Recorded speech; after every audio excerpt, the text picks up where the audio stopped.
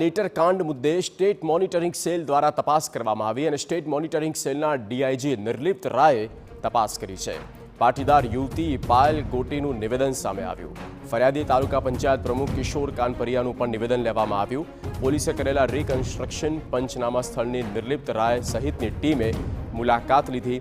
Reconstruction પંચનામું કરવા અગાઉના વિડીયોમાં દેખાતા એલસીબી, સાયબર ક્રાઇમના અધિકારી અને કર્મચારીના નિવેદનની પ્રક્રિયા હાથ ધરવામાં આવી. નિર્લિપ્ત રાય આવતીકાલ સુધી સમગ્ર કેસની તપાસ કરશે.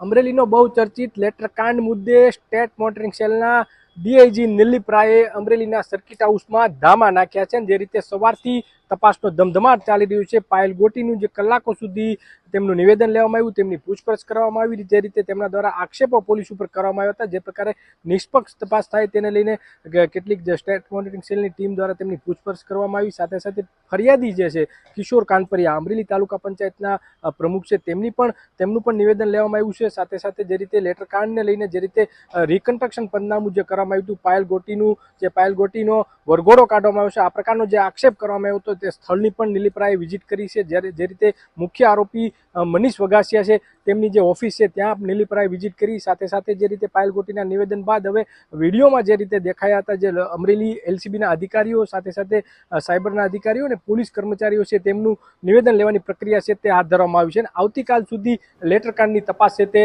ધમધમાટ છે તે જોવા મળશે. જયદેવ કાઠી, TV9 અમરેલી.